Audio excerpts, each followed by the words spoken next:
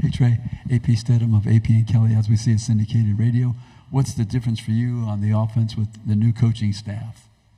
I love all of the new coaching staff. They're so detail-oriented in their playbook. It's just there's so many ways for our playmakers to be able to make plays. So I'm just happy to get going this season. On the aisles, third row. Dennis Della Pena from Fox in Austin. Your parents are Aggies. I was going to ask you how a guy from Colorado is feeling this rivalry renewed. I guess you have a little inside track. Right, yeah, I was born and raised in Aggie, so yeah, I've heard about the tradition from my parents and my grandparents, so I'm so excited for it. I actually have a Longhorn hanging in my room. It happens to be upside down, but Don't let a referee in there. Front row. John J. Roger from CBS Sports. Trey, you kind of touched on it a little bit, but I mean, what kind of anticipation is there for you to get to play in this game? And among A&M fans, how exciting is it that the game is going to be at home?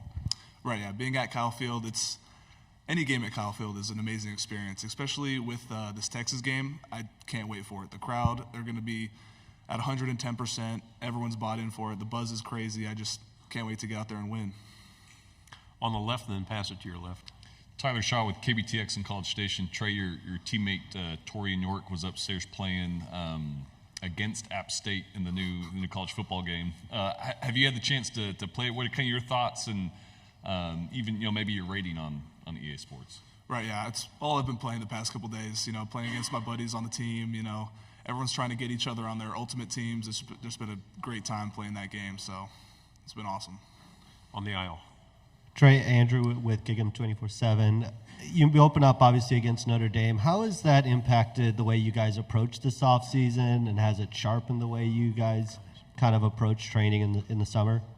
Our opponent is faceless, so we're training every single day to be our best selves, and we're going to go out there and put our best foot forward and play to the best of our ability. Third row on the left. Hey, Trey. Recently you were named offensive captain for the Aggies. Can you speak on how it feels to be named the captain and kind of what kind of makes you a leader for this roster? Right, it's just a huge honor to be named captain, to be able to represent my team and my teammates. It's just such a privilege to have that voice, and it's really changed me as a leader. I've mostly been leading by example these past couple years, but now being captain, I've really focused on being more of a vocal leader and reaching out to every player on the field, not just the offensive line. Left side on the aisle, then pass it to your right. Trey, Carter Yates with Dave Campbell's Texas Football. What's it like going against Shamar Turner every day in practice? It's a good time for the most part. We're getting each other better. He's such a great player. I've learned so much from him. I know I've beat him a couple times, so, we go back and forth, and it's just so much fun getting better every single day and playing against him. Right side aisle. Hey, Trey, Michael Bronner, WNSP in Mobile. Obviously, you haven't played a game yet, but so far, what's been the biggest change from Coach Fisher to Coach Elko? I would say Coach Elko's stance on accountability, making sure everyone's where they need to be when they need to be there. They're where they need to be when they need to be there. And because if you can't trust someone to be in class or on time to meetings, you can't trust them on the field. So that's really something he's cracked down on and made a point of. Fourth row, left side. Luke White with the Battalion. Trey, can you talk about resolve returners on this offensive line from last season? Talk about the work that y'all put in this offseason to really get to an improved state for this season. Right, we put in a ton of work, and just having that much experience on the offensive line now it's going to be huge. We've been able to gel together these past couple months, working hard, competing against each other in the weight room and on the field. If we're running a sprint or an IC, for example, Mark or Chase kind of catching up to me, I'll, give it that little extra, like 2%, just that competition. We're making each other better and making ourselves better. Fifth row.